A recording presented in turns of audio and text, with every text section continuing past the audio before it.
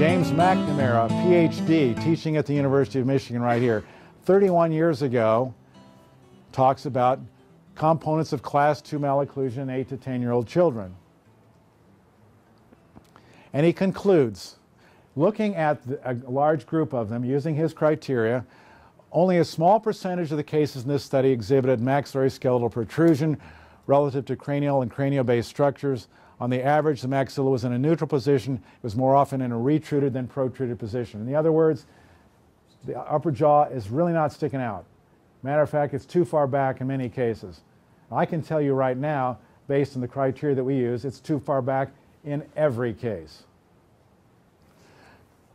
Next thing he concluded is maybe we ought to, he said maxillary mandibular skeletal retrusion was the most common single characteristic.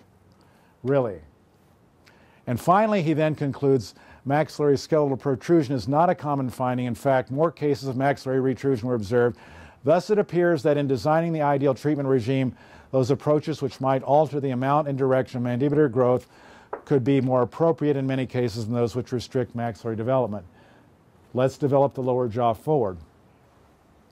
What might he really conclude from this if he were really to get accurate?